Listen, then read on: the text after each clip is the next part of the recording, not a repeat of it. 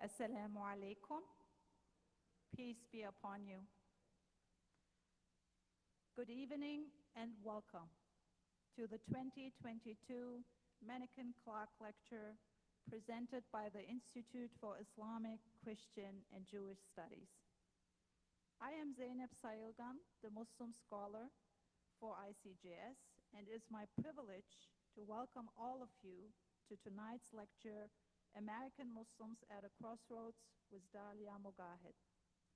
Welcome to those of you here in person at the Islamic Society of Baltimore and to the hundreds of people tuning in from around the world on YouTube. This annual lecture is named in honor of two late civic leaders, Bernard Mannequin and James Clark, in recognition of their enduring interreligious friendship. With the support of their families, this endowed lecture annually brings leading thinkers to Baltimore whose work advances the building of the interreligious community. I'd like to acknowledge 4 members of the Mannequin family in our auditorium tonight. Would you please stand up so we can acknowledge you? Thank you. Thank you for coming.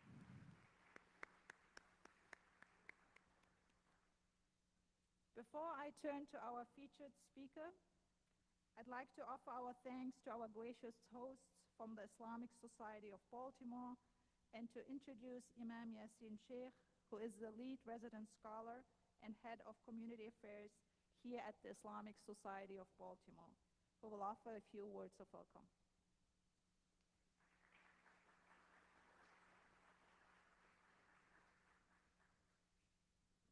Thank you, Sister Zainab. Assalamu alaikum, and good evening to all of you. I'd like to extend a warm welcome to all of you on behalf of the Islamic Society of Baltimore, our leadership. We're honored that you're here. We're honored that ICJS selected and chose ISB as the venue to host this amazing event. We're also honored to have Sister Dalia join us tonight, and I hope you have an informative evening and an evening filled with knowledge and also an extension of love and also compassion and interreligious relationships that are going to be built due to sessions and programs like this. Anybody who wants to visit the mosque in the future, you have an open door invitation. Feel free to reach out and we'll be honored to host you and your groups as well. Thank you.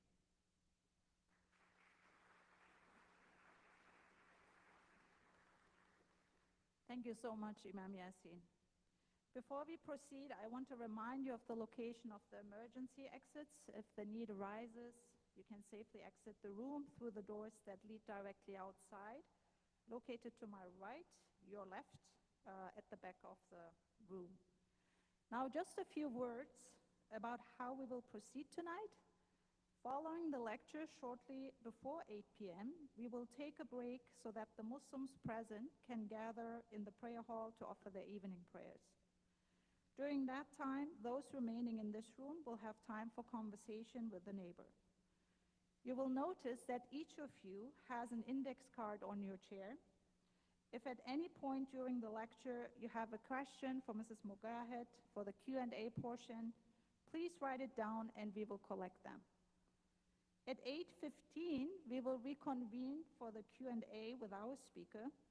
We will conclude with some light refreshments at the round tables at the other side of the room so you can continue your conversations. And now let me turn to the topic of tonight's lecture, American Muslims at a Crossroads.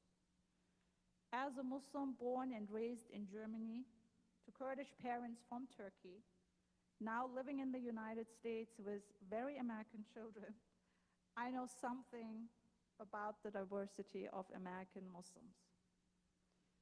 I know how difficult it is to categorize us, and I have experienced how misunderstood our community can be.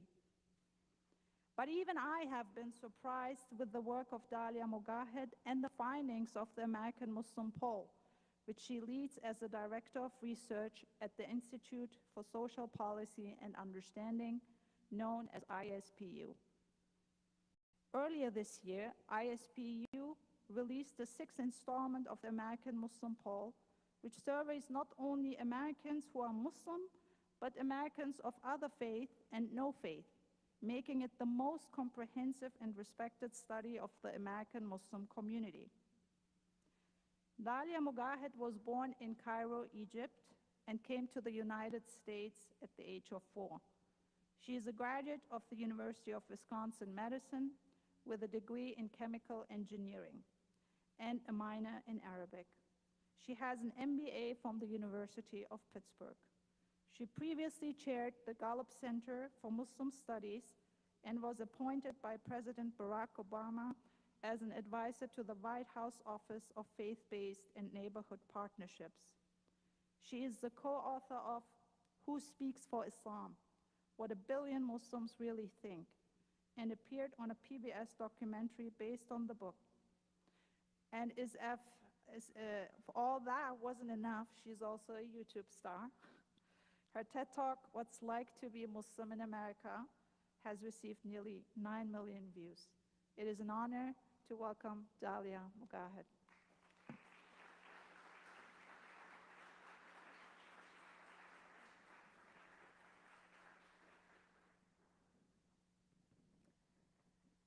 Assalamu alaikum, peace be upon you. It's such an honor to be here, and I want to first thank all of you for taking time out of your busy schedule on this rainy Monday night to be here today. I also want to thank the ICJS for choosing me to give to really this huge honor of being able to give this lecture today. As you heard, I was born in Egypt and grew up in Madison, Wisconsin, where, like any self-respecting Egyptian, I majored in engineering. But I wasn't just doing engineering in college. I also wrote for my college newspaper on issues of Muslim studies, even though I didn't have a name for it at the time. I also headed an organization in college called the Bosnia Relief Committee that provided relief and medical supplies to war-torn Bosnia at the time. So I always had my heart in two places, one in the sciences and one in building bridges and cultural education.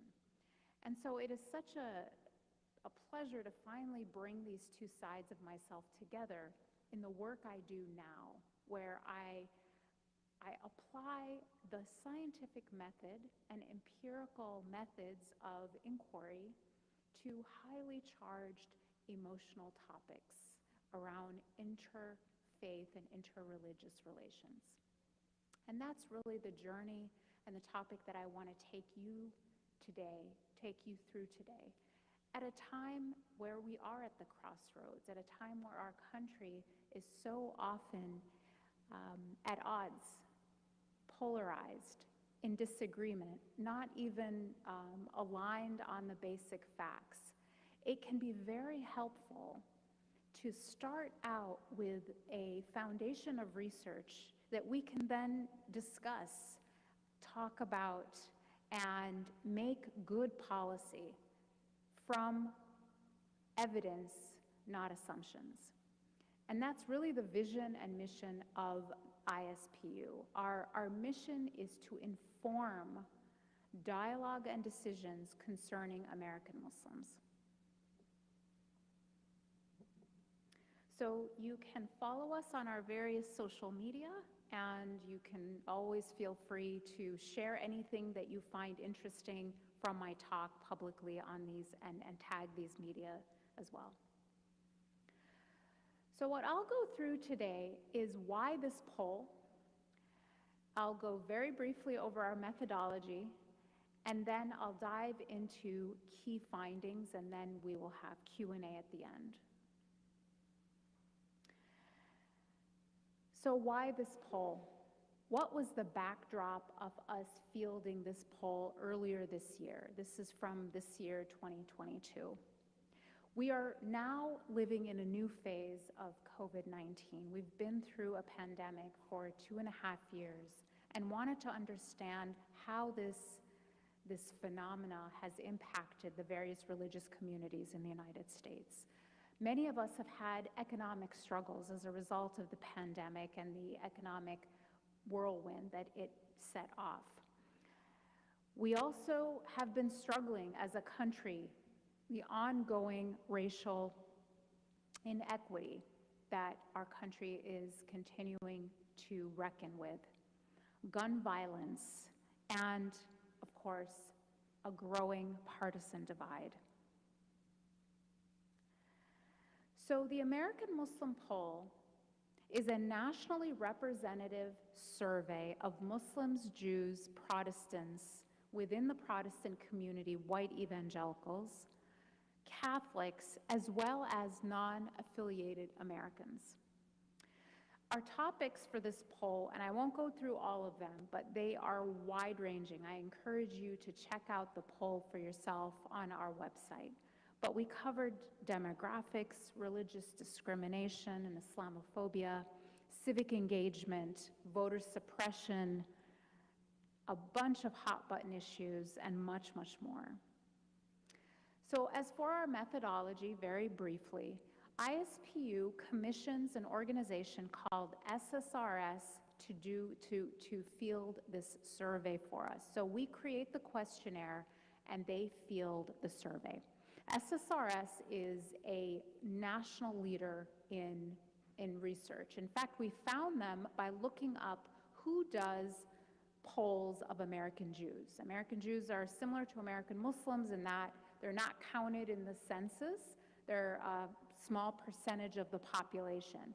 And we found SSRS does all polls of American Jews in the United States. And so we chose them, and they were thrilled to work with us on the American Muslim poll. They also do polling for CNN, CBS, ABC, The Washington Post, and many other news outlets. The sampling and weighting was led by Dr. Jonathan Best, and he's the Vice President for Advanced Scientific Methods at SSRS. So specifically, we have a sample of around 800 Muslims that were included in this poll, 350 Jews, 207 Catholics, 297 Protestants, 200 white evangelicals, and 235 non-affiliated Americans. So the way we do it is we basically oversample Muslims and Jews, and then we get a representative sample of 1,200 of the national public, of the general public, that we then divide into the various denominations. Specifically, the field date, so just keep this in mind, was February 22nd to March 21st of this year. And you can read the entire report at ispu.org/poll.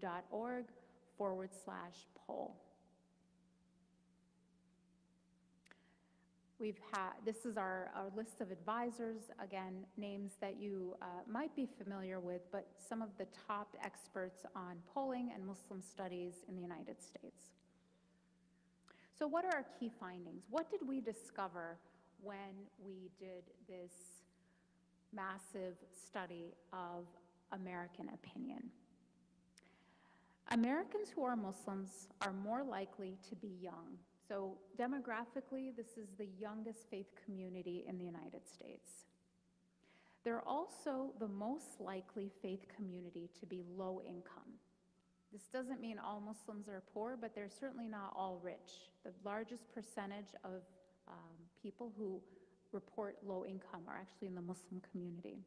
American Muslims are also as likely as others to be college educated, and compared to other groups, American Muslims are more likely to be students, less likely to be retired. So again, a very young community. American Muslims are job creators. As a result of, this is a very vibrant, contributing community. And I'll tell you some of the details of what that looks like later on. American Muslims are on par with other faith and non-faith groups in military service, as likely to have served in the military.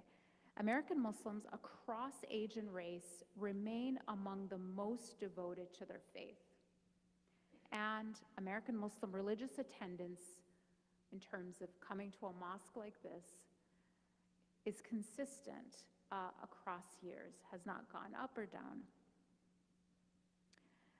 Now, when it comes to discrimination and Islamophobia, Muslim Islamophobia index score is on the rise. Meaning what? Meaning Muslims themselves, this is one of the biggest findings of our study, are increasingly endorsing anti-Muslim stereotypes. They're increasingly internalizing those negative images of their own community. Muslims also remain the most likely to report experiencing religious discrimination, and there is a connection, I believe, between these two facts. Older Muslims are less likely to report religious discrimination. White Muslims, or Muslims who choose white on as their racial classification, are the most likely to say that they've been discriminated against for their religion. Muslims are the most likely to face institutional discrimination, and they're also the most likely to experience interpersonal discrimination, and this is, when I say discrimination, I mean religious discrimination. Unfortunately, discrimination does not only impact adults. We also found that Muslim families remain the most likely to have a child bullied for their faith. So let me now get into the details. Who are American Muslims now? As I mentioned, Muslims are America's youngest faith community. So this is the percentage of the community that is between the ages of 18 and 24. And you can see that that's a full 26% of American Muslims compared to only 8% of Jews and all single digits except for non-affiliated Americans. But that young cohort is nearly 4 times the size of other faith groups. By far the youngest faith community. A whole quarter of the community between the ages of 18 and 24, basically college students. Most Muslims remain America's most likely faith community to be poor as well. So this is people who report less than $30,000 of income a year for their household. It's 33% among American Muslims, with 22% on the other side with 100,000 or more. You can see, compared to other faith communities, it's higher than the Jewish community, the Catholic community, and even the general public. Black Muslims are more likely than white and Asian Muslims to be poor. So Muslims are among the most racially diverse faith community, and I'll explain a little bit more about that. And the socioeconomics is not homogeneous across the community. However, Muslims are as likely as most other groups to be college educated or higher. And that's an interesting seeming contradiction, most likely to be poor but just as educated as everyone else. And it does suggest that there is a large number of educated people who are not working at their level of education, and that tends to be the case among refugees. So if you think about the waves of refugees that have entered the United States over the past, say, 20 years, the many of them are Muslims, starting from Afghanistan, Iraq, before that Bosnia, and then most recently Syria. Many, doctors driving Ubers in that group. American Muslims are the least likely of all other groups to be retired, not surprising. And women across most groups are less likely than men to be employed full-time. So American Muslims are not unique in this. They're very similar to American Jews, Catholics, Protestants in terms of the disparity between working full-time for men and women. And this has gotten even, and this disparity has grown through the pandemic, as I'm sure you've heard through, on the news. Nearly 1 in 10 Muslims own their own business. So this is an interesting data point because it starts to paint a picture of the contributions of American Muslims on a national scale.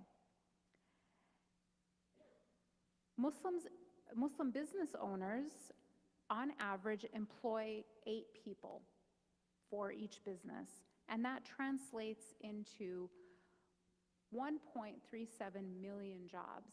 Now, that number, just to kind of put it into context, it's more jobs than are created by the auto industry, an industry that we all bailed out. Billions of dollars poured into that industry because of the jobs they created. And American Muslims create more jobs than the auto industry. Muslims are as likely as Catholics and Protestants to serve in the U.S. military. 11% of Muslims served in the military, very similar to Catholics and Protestants. Now, American Muslims are more likely than other groups to say religion is very important. So it's interesting to look at religiosity and compare across groups. The group that always wins out in this contest, if it is one, are white evangelicals. 83% say religion is important, very important to them, very important part of their daily life.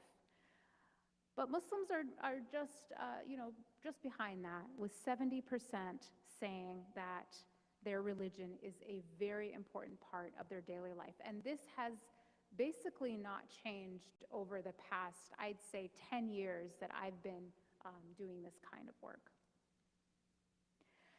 What I think is so interesting, though, is, and this is going to maybe surprise some Muslims in the room, young Muslims are just as likely as their elders to say that religion is important to them. They may not be showing up at the mosque, but it's not because they don't care. So there's a different reason for it. But they are just as likely as their elders to say that their faith is an important part of their daily life.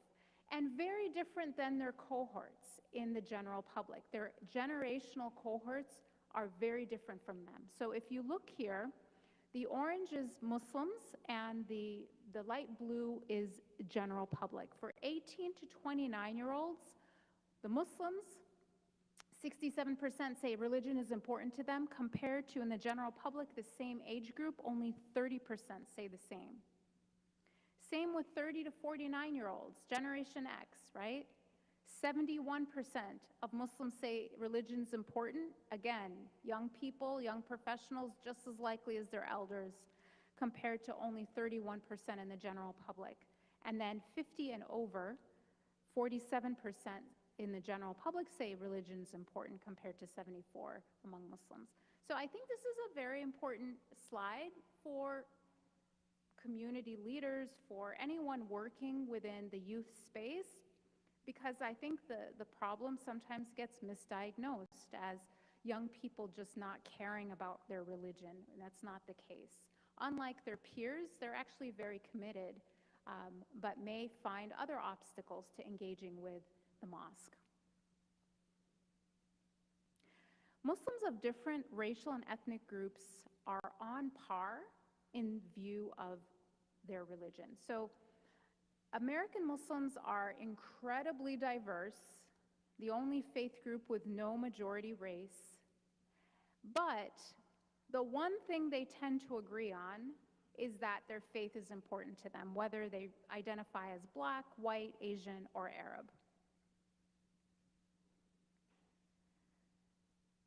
Now, when it comes to religious service, this number has stayed very, very stable. 42% of people in America who identify as Muslim say that they attend a religious service once a week or more. It's very similar to Protestants, well, Protestants are at 55%, so a little bit more than Catholics at 30%, and much lower than white evangelicals at 72%. Muslims equally likely to be unmasked across gender and age. That's a shocker, right?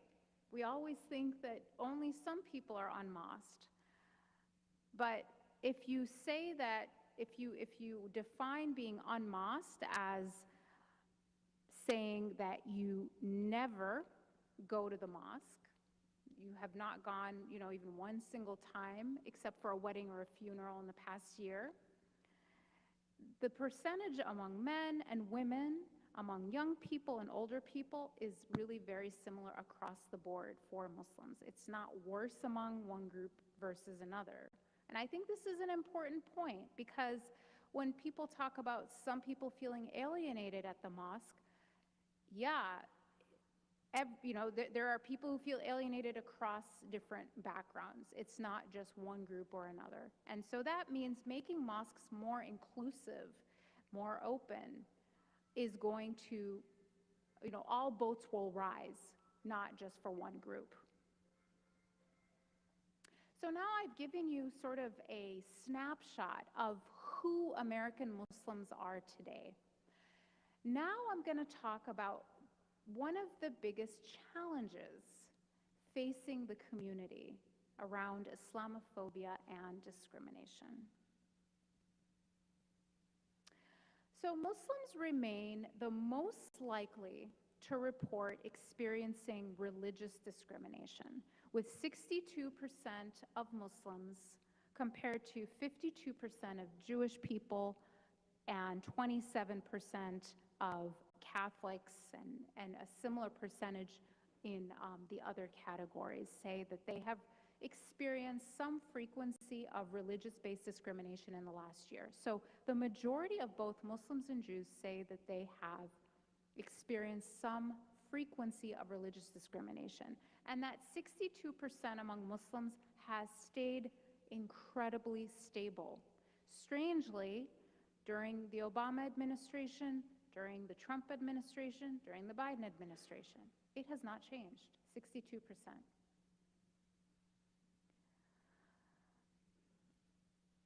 And that's what I just said. Over the past 6 years, frequency of religious discrimination has been unchanged for Muslims. 2016, that was during the Obama administration, was at 60%, and it basically has not moved since then. What makes the kind of discrimination that Muslims experience, what makes it unique is that it is both on the institutional level and on the interpersonal level. So it's not just someone says something rude to you at the grocery store. There is also an institutional manifestation of Islamophobia. So for example, when applying for a job, 37% of American Muslims say that they have been discriminated against for their faith, compared to 5% of Jewish people, 6% in the general public. When interacting with law enforcement, 38%. At the airport, who's had that happen, right? Nobody at all, right? All of us. If you don't raise your hand, you've never been to an airport. 44% have experienced religious-based discrimination at the airport. 27% when receiving health care services, and 46% on social media from social media platforms, from the platform itself. Now, notice that is the highest also for Jewish respondents, as well as the general public, that feels that they're being discriminated against for their faith by social media outlets. Now, Muslims are more likely than other groups to also experience religious discrimination in personal interactions. So 43% say that they experienced it when interacting with coworkers, compared to 29% of Jewish respondents. On social media from other users, that's where, so interpersonal, but in the digital world, that's where it's much more similar to other respondents. 56% of Muslims, 51% of Jewish respondents. Where Muslims really stand out, sadly, is nearly half of Muslim families report a child has faced religious-based bullying. 20% within that, this is some level of frequency. 20% say within that, say it's almost every day that this is happening, which is a huge chunk. 20% of Muslim kids are being bullied every single day for their faith.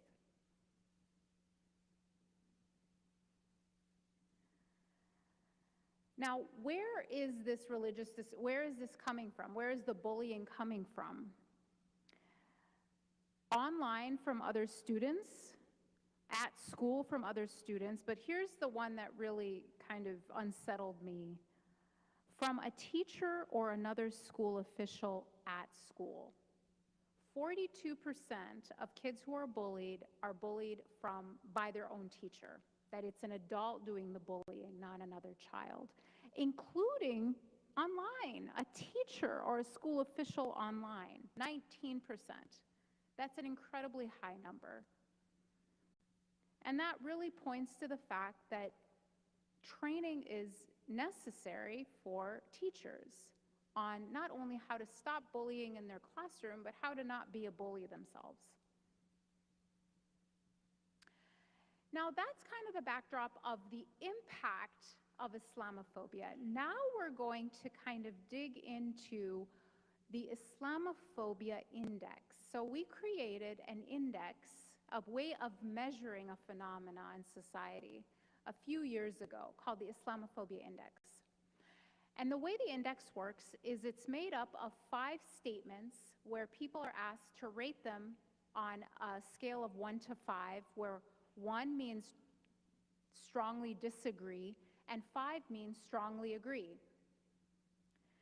And these 5 statements are 5 tropes that when people endorse them, it is linked with agreement with discriminatory policies. So the reason we chose these is because other research that we're building on found that endorsing these points of view is linked to consenting to discriminatory, undemocratic policies targeting Muslims. And it's important that I explain this because you can test a bunch of different sentiments. Some will be neutral. Like most Muslims are Arab. That's kind of a stereotype that's just simply inaccurate. That doesn't link to agreement with bad policy. So it's an inaccurate statement, but it's not as harmful as saying most Muslims living in the United States are more prone to violence than others, discriminate against women, are hostile to the United States, are less civilized than other people, and are partially responsible for acts of violence carried out by other Muslims. These 5 key sentiments are the most harmful in terms of what they link to in the policy sphere. So we've done quite a bit of research on the Islamophobia index and why it's something we should be watching. So we found that Islamophobia is bad for democracy and security for everyone, not just Muslims. Why? Because a higher Islamophobia index score in the public is linked to a greater acceptance of military targeting of civilians. So more of a condoning of violence, the exact thing that the Islamophobia index is actually accusing Muslims of. A greater acceptance of individual targeting of civilians. A greater acceptance of authoritarian attitudes and greater support for discriminatory policies such as the Muslim ban and surveillance of mosques. So the Islamophobia index is important because it predicts or is linked to agreement with endorsing violence, accepting authoritarianism, and accepting discriminatory policies toward Muslims. The other thing that we need to keep in mind is that Islamophobia opens the door for many other types of bigotry. For example, anti-Semitism. The variable most strongly linked to self-reported prejudice toward Muslims is self-reported prejudice toward Jews. So respondents who said that they feel a great deal of prejudice toward Jews were 32 times as likely to report feeling a great deal of prejudice toward Muslims. This is their own reported level of prejudice. It's not something we're telling them they feel. They're saying, I feel this level of prejudice toward Muslims and Jews. Why that's so important is that 32 times as likely was the single strongest variable in that study. It was an even stronger predictor of anti-Muslim prejudice, even stronger than a negative view of Islam as a faith. How someone viewed the Jewish community was a stronger predictor of Islamophobia than how they viewed Islam as a faith. Now, what predicts lower Islamophobia? Being a Democrat, that's just what the data says. Don't get mad at me. Favorable views of Black Americans, favorable views of Muslims, that's not surprising, favorable views of Jews, favorable views of the LGBTQ community, and knows something about Islam. Moderate predictors, favorable views of feminism, knows a Muslim, and having higher income, which is linked to higher education. Weak predictors, identifying as liberal, unfavorable views of evangelicals, and has a close Muslim friend. And those are weak predictors, not as strong as the strong predictors. Now, factors that do not predict Islamophobia at all, okay? Nativity, meaning were you born in the US or were you not born in the US? That does not matter. Sex, women and men are equally likely, all other factors being equal, to be Islamophobic or not Islamophobic. Age, that's the shocker, right? Being young or being old didn't end up being a factor. Level of education, and very, very importantly, religiosity. Religiosity is not a predictor of Islamophobia. This is not actually a religious issue. It is much more an issue of political ideology. So why should we care about Islamophobia if we don't happen to be a Muslim? Because according to neuroscience, fear makes us more accepting of authoritarianism, conformity, and prejudice. Fear kills freedom.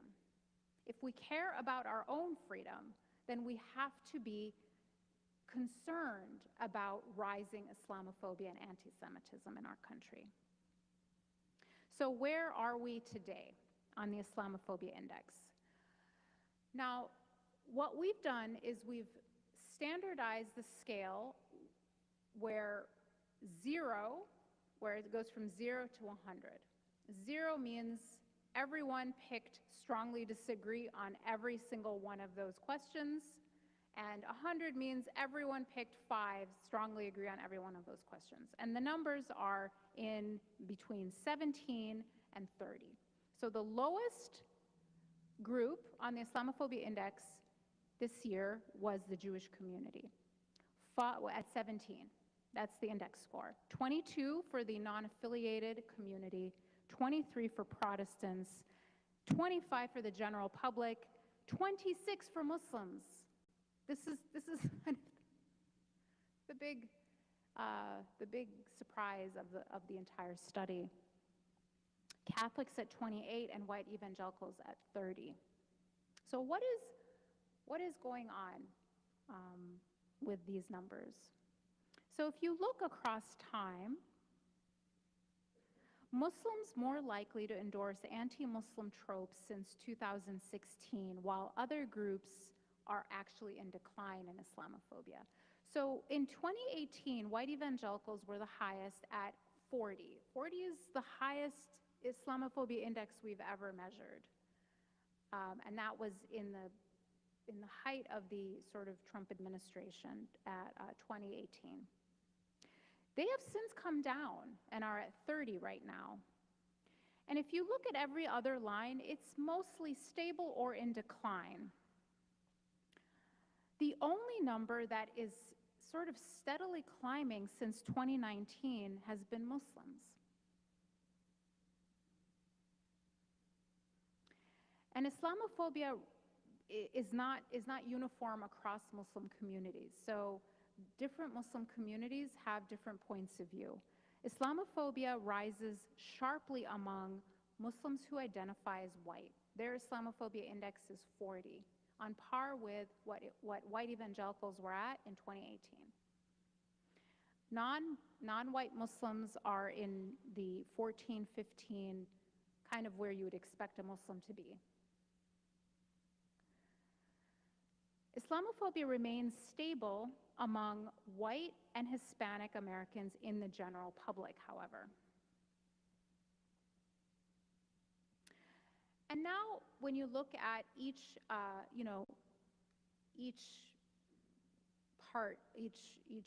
question in the Islamophobia industry, 1/4 of Muslims agree with the trope that Muslims are prone to violence. Now, this is a really important thing to kind of talk about, because this was picked up by the Islamophobia industry when the poll came out. And they said, look, even Muslims agree. It's not us, it's them saying that they're violent. Well, first of all, it's not all Muslims who say that, or even close. But when you look at who has had this idea sort of pounded into them from the Muslim community, it's young people more than anyone. Most Muslims and Jews, however, reject the notion that Muslims discriminate against women.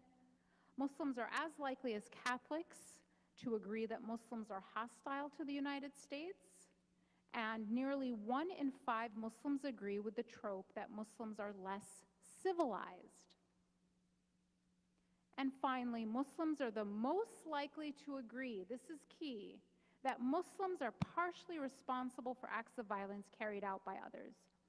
This is the idea of collective blame or collective guilt. When people start to internalize the idea that they are somehow responsible for the acts of someone else they don't know, they've never met, have absolutely nothing to do with, because they share part of their identity, it means that they have fully internalized the collective guilt that has been, imposed on them for basically the past 20 years. So, making sense of internalized Islamophobia, one scholar, Dr. Muniba Salim, put it this way: there are well-documented studies showing that minorities can internalize the negative stereotypes of their group, and that can influence their self-esteem, psychological distress, motivation, and performance. Other research has examined the negative consequences of media stereotypes on minorities' self-esteem and experience of shame and embarrassment, as well as concerns of how the majority group will view them. It's worth noting that internalized Islamophobia is more prevalent among younger Muslims and older members of the community.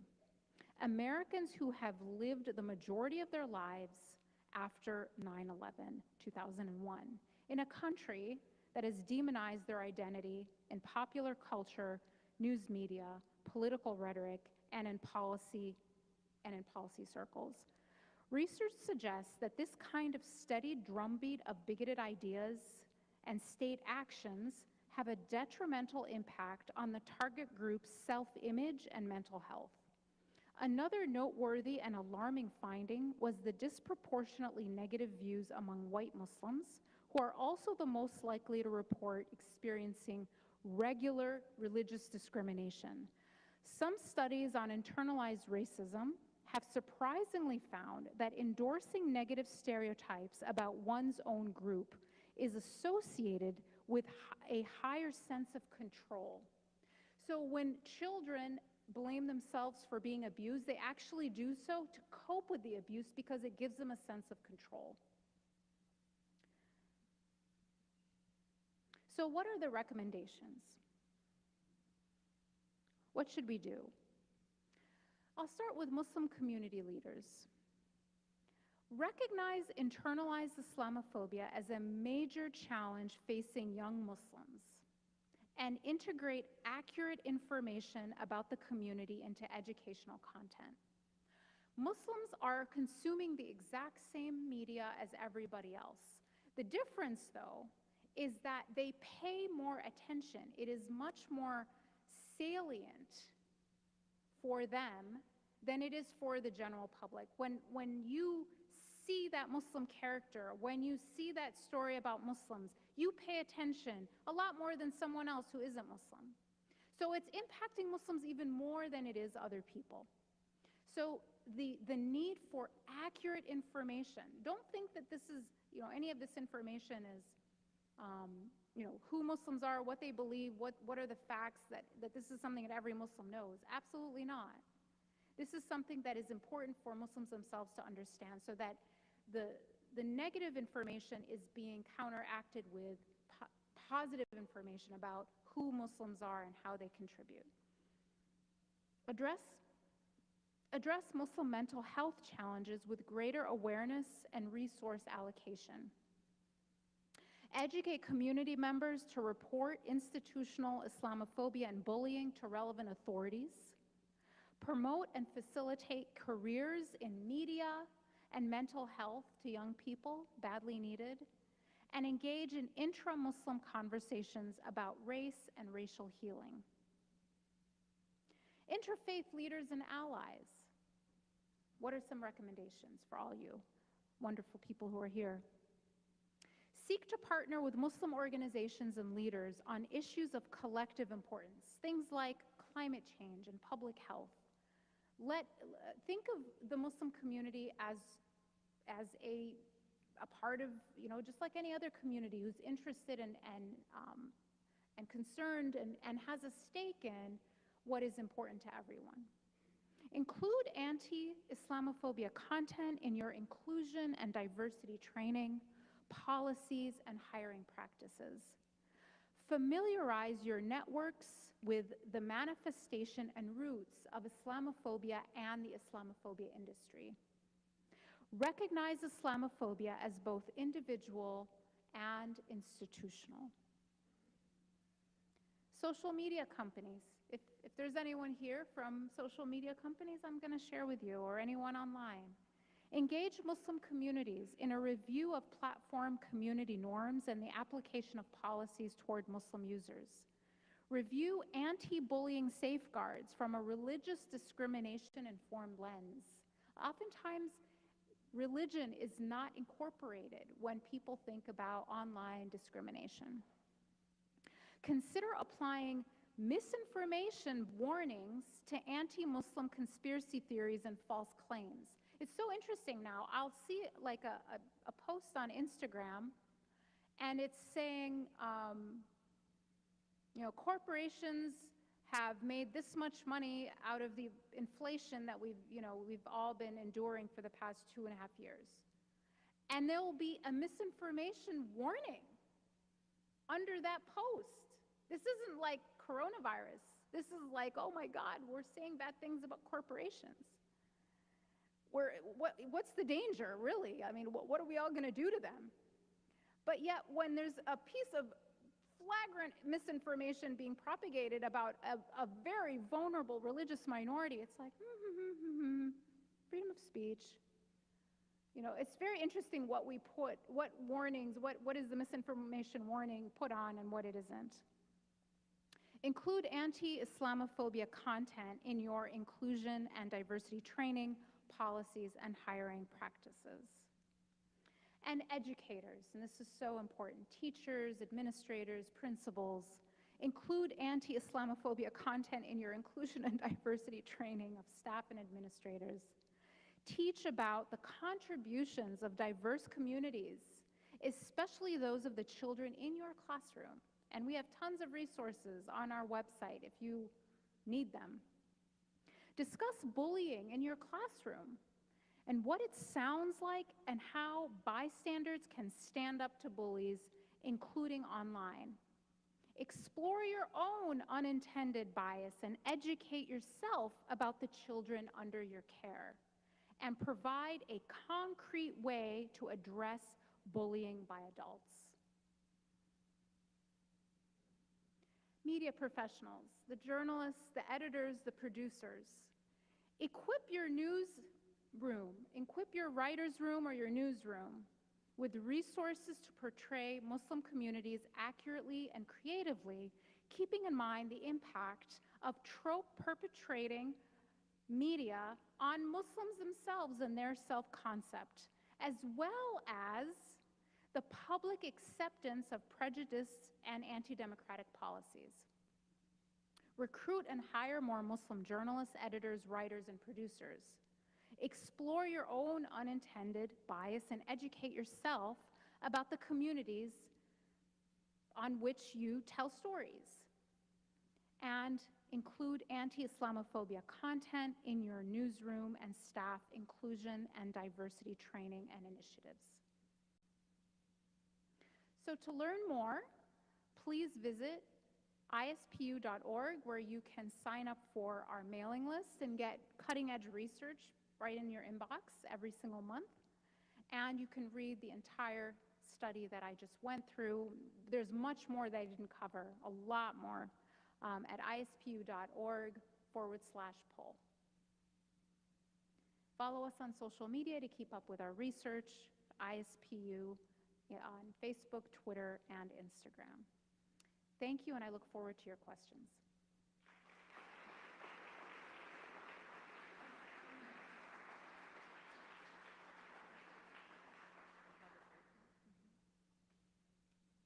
So at this point, we are going to take a short pause to allow some time for our Muslim attendees to offer their prayers. And while that is happening, those of us remaining in the room will take a few minutes for conversation. So we invite you to turn to your neighbors and gather in groups of 3 or 4 people and have a chat about these 2 questions. What surprised you about the data you've just heard? What have you learned about American Muslims? Based on what you have heard, how can you be a truth ambassador or an agent of change in your community? So we are also distributing cards that you can use to write down your questions. You can hand them to an ICJS staff member, and Dalia Mogahed will answer as many as she can during the Q&A portion in a few minutes. So please start gathering in your groups, and we'll let you know when we are ready to start the next part of our program. Thank you.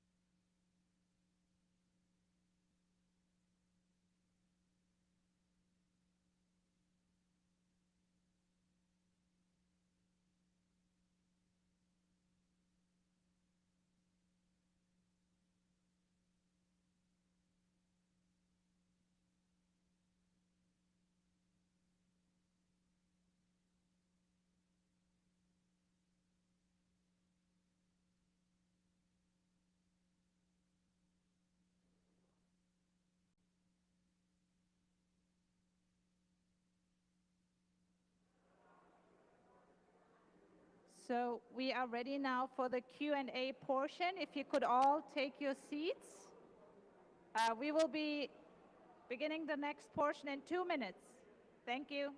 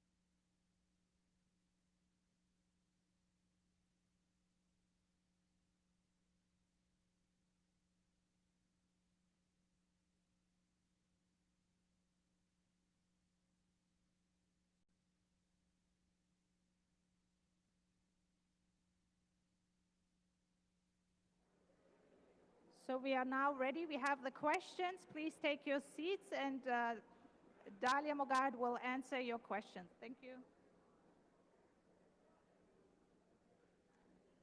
Thank you for coming back and sticking with us. We're going to answer a few questions before you all can continue your conversation and have some refreshments in the back. Okay, so I'll go ahead and start with some questions.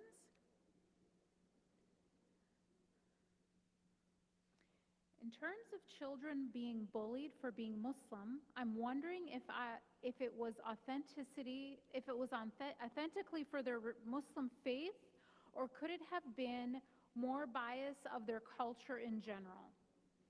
Is it faith specifically being targeted or looking different, having different traditions in general? An important clarification perhaps. So that's a really good question. I actually can't answer that definitively. Why? Because we're asking respondents to tell us a self-reported experience. And the respondent believes it's because of their faith that their child was being bullied. So discrimination and bullying is very complicated. You could call someone a name that is a stereotype of being a Muslim, but it's also a stereotype of being, from a specific country. So it's hard to tell, but the experience of the family is that they believe it is because of their faith tradition. It's very hard to parse out what exactly is driving the bullying. Could you say a bit about bias, again, bullying, particularly in the institutional setting regarding gender? Are these, I'm sorry, the light is my eyes and the handwriting, so please forgive me. Are these slurs considered in the are these slurs or are these differences of sex considered in the breadth of the data? So we don't ask parents, if their children are boys or girls. So we don't actually know if the bullying is impacting girls more than boys. We do know that as adults, Muslim women do report experiencing religious discrimination more often than men. So if that's any indication, it might be the case for girls more than boys. We actually just don't know that. But Islamophobia is gendered, where women are more likely than men to report discrimination, and young people are more likely than older people to report discrimination, and people of lower socioeconomic status are also more likely to report religious Islamophobic discrimination. So it tends to target the most vulnerable within the most vulnerable community, basically.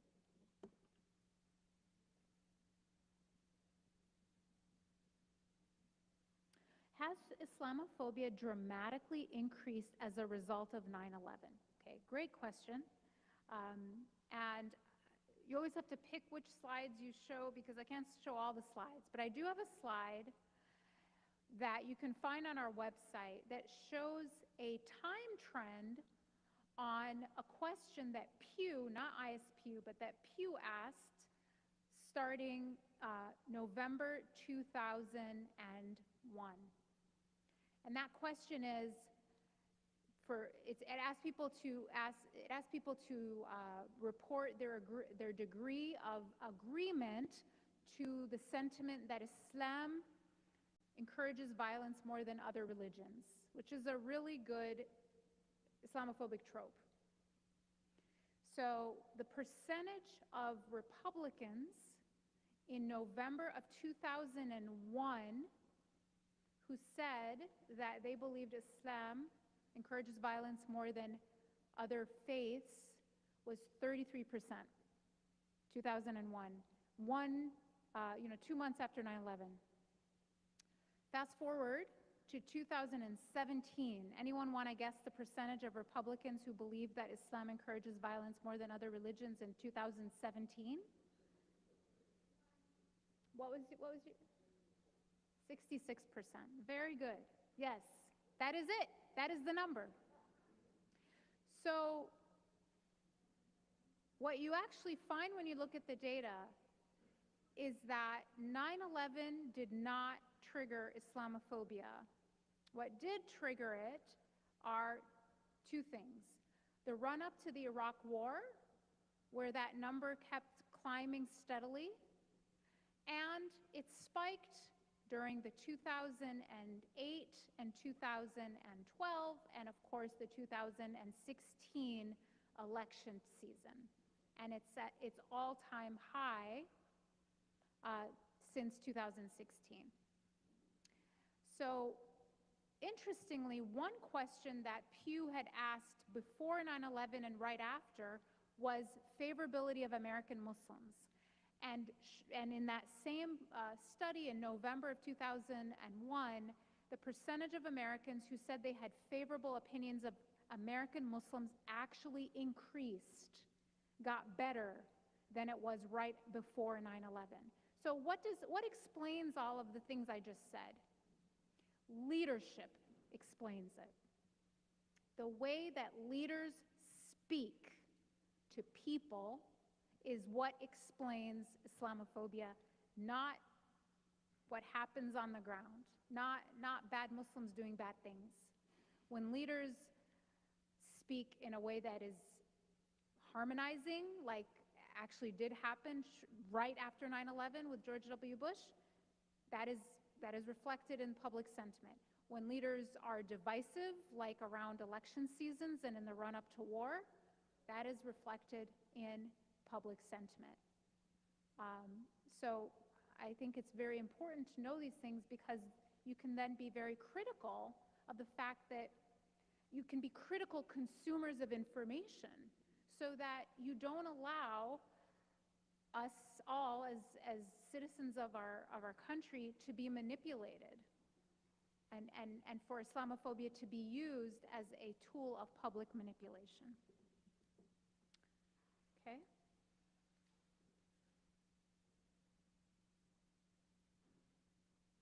With many American Muslims being first and second generation in an American Islam, with many American Muslims being first and second generation, is an American Islam emerging in the way we can now speak of an American Judaism? That's a very interesting question. I think many Muslims would be uncomfortable with the idea of an American Islam. Now, some people have talked about it, but I'm just saying, from my experience, that would be an uncomfortable way to describe how Islam is practiced in America. I think American Muslims strive to be authentically Muslim and not to, Americanize their Islam. However, every single Muslim community in the world practices their faith according to, colored with their culture. There is no way to avoid it. I'm Egyptian, and I know how Egyptians practice. It's different slightly in different ways than how Indonesians practice. It's different from how sub-Saharan African, Senegalese people practice.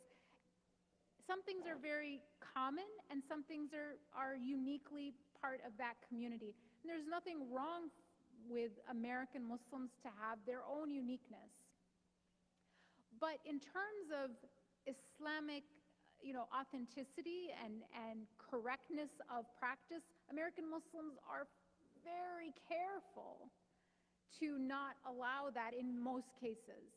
And I find it interesting, and I'll tell you something I think is really interesting. People who have left, a country of origin 40 years ago and have come to the United States and have built Islamic institutions and so forth, will go back to their country of origin and feel like so much has changed in the way people behave and how they practice their faith. And yet they have frozen in time, the Pakistan of 40 years ago. So if anything, American Muslims tend to be kind of more likely to hold on to tradition in terms of the way Islam is practiced. The other thing that I think is interesting about the way, sort of the mainstream American Muslim community practices their faith is because it tends to be such a diverse community, people try to kind of go back to the original text in many cases, rather than assuming that their cultural practice is the only way to do it. So I think it's a really interesting, almost social experiment to be in a place where where it's like the second Mecca, right? Because the entire world is represented in the United States, and everyone's bringing their thoughts and ideas, whether they've been in the United States and their ancestors have been here for 500 years, or they just arrived as refugees, and all of this is being mixed in one space. And they're negotiating those things. And when you negotiate so many diverse ideas, what people tend to do is have to go to the common denominator just to get along. And the common denominator tends to be the core of the faith. And so is there an American Islam? I think some people might even think that might even say that American Islam, if there is such a thing, is more, I'll use the word puritanical, but I don't mean it in a negative sense. I mean more kind of striking into the core and the fundamentals of the faith, rather than focusing on tangentials or cultural practices, just as a matter of necessity, so that you're going to the central concepts that everybody agrees on. What is the reason for the large percentage of young Muslims in the U.S.? Okay. Is it the age of the immigrant population, the growing size of Muslim families, or something else? So that is a really good question. Why are Muslims so much younger? I think there's a number of factors. So one is half of Muslims were born outside the United States and half were born in the United States. So there is a large immigrant component, and immigrants do tend to be younger people that are going to have craziness to, move from one country to another.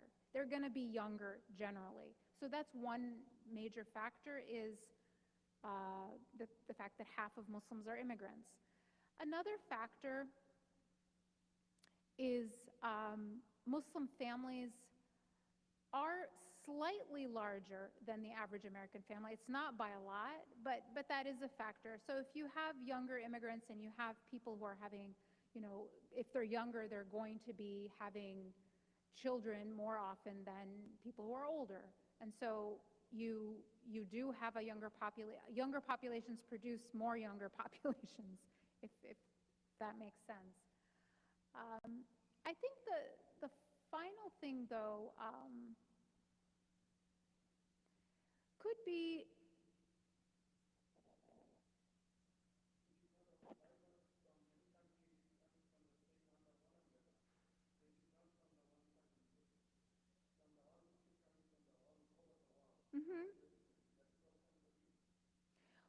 Well, yes, exactly. So with half of Muslims being immigrants from all over the world, not just one area, immigrants do tend to be younger. So I think that that's the major reason, and then younger people have children more often than older people. I guess I'll just stop it. Those are probably the two variables that explain the young population.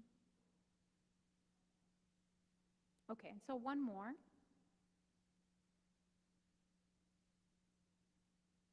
To what do you attribute the strong devotion and affiliation among young Muslims in comparison with their counterparts in other faith traditions? So that's an interesting question. What do I attribute it to?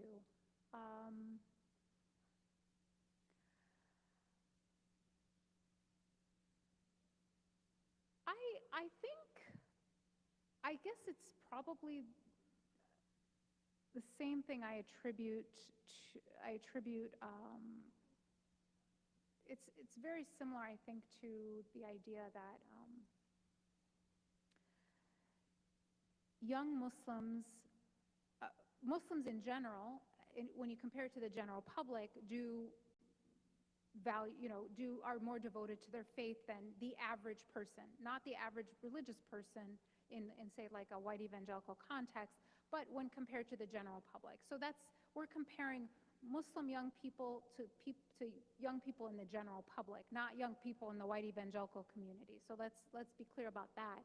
So I think just in general, Muslims are more devoted to their faith, and so that will also spill over to young people. But why do young Muslims tend to be more devoted or as devoted as their elders, which doesn't tend to be the case in other faith communities in terms of comparisons? I think part of it is that their identity has been, it's kind of the reason, ironically, that young Muslims are more likely to internalize anti-Muslim sentiment. When your identity is so under threat and so targeted and so demonized and so politicized, you kind of do one of two things. You own it even stronger, or you want to disown it completely. And so a small minority have decided to join the enemy, kind of in their view, and say, yeah, I'm agreeing with you that we have a problem, or Muslims are bad. But the majority are going the other direction and are actually digging in and owning it, and actually asking the question, what is this faith that I'm being so targeted for? I think it makes faith relevant. Whether it's negative or positive, it makes it relevant. You can't just ignore it. You can't be a young person. It's very easy to be a young person who happens to be a Protestant and not think about your faith for 1 second in your day, because it's not being targeted. It's not being pointed out. You're not having to be defending it every second. So it cannot be important to you because it's not relevant. It's not something that you have to be talking about every day. But when you're a young Muslim, your faith is something, whether you like it or not, that you are aware of every second of your life. You're walking around very aware of the fact that you're Muslim. And so when you are aware, it will many times translate to being much more relevant in your life as a consequence of that. At least that's my guess. And that's it. That's all we have time for. Thank you so much.